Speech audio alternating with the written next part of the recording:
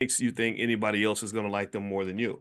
If I think my baby's ugly and I don't want to feed my baby, then why would I be surprised if no one wants to feed my baby, if everyone lets my baby starve to death? So a lot of our economic babies starve because we don't instill that importance of making sure the baby gets fed. The one of the reasons that supporting black-owned business is so important is because you have something in economics called a multiplier effect. And what the multiplier effect basically says is that $1 is not $1. $1 is not $1. $1 becomes as many dollars as you want it to be. Think of a dollar like a pair of underwear, right? So imagine a person who buys underwear, and every time they buy a pack of underwear, they wear them one time and then they throw them in the garbage.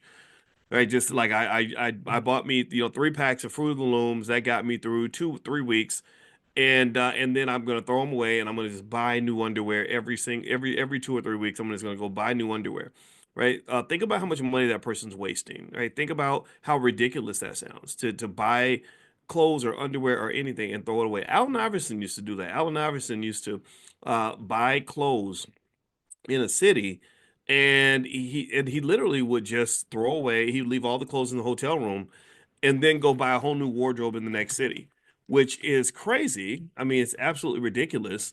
And but here's the thing, you know, if you want to talk about what's going on with the black dollar, then that's pretty much what's happening in America. That's why you run out of money so much. That's why it's so expensive to be black sometimes, from an economic standpoint, is that we haven't really understood the importance of our dollars. We haven't understood the power of our dollars.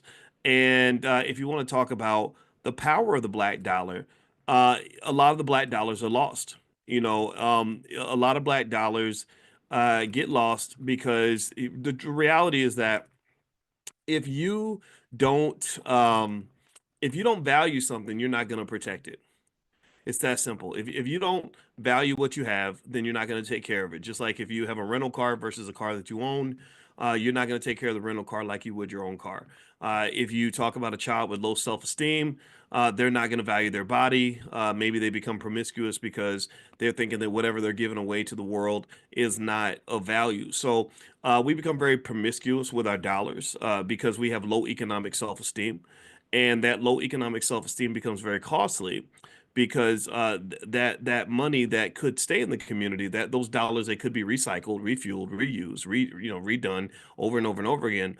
They never get reused. And so, really, if you want to understand the quickest way to multiply black wealth, like the quickest way, if somebody said, "Well, what's the fastest way we could grow our wealth?" And one person says, "Well, we got to get more DEI. We need more white people. Give us more jobs." I would say, yeah, that might help. I mean, I'm not saying there's anything wrong with that, and I have nothing against DEI. I just don't think that would be the best thing the most immediate impact. And then somebody else might say, no, we need reparations. I would say, yeah, yeah, absolutely, we deserve reparations. Reparations are owed. They've been stealing our money for all these years. You better give it back. But it's deeper than that. I would actually say the quickest way to multiply black wealth, the quickest way to see black wealth literally skyrocket, quadruple, quintuple, is to love ourselves, right? And to value ourselves and to value our dollars and to really kind of know, like, hey, my black dollar means something. And you see a lot of this maybe happening with economic boycotts and things like that being used. And I'm not against any of that. I will say, though, that what's interesting about the boycotts is that things are not symmetric. They're not balanced. And what do I mean by that? Well, what I mean by that is that when you look at our boycotts, we will, if we get mad at somebody, we might boycott them for a few weeks or even a few months. But they boycott you every single day. They boycott you by default, right? The default condition, the default economic state for the black community is to have no money going in your direction, right? That's the normal state of affairs. That's not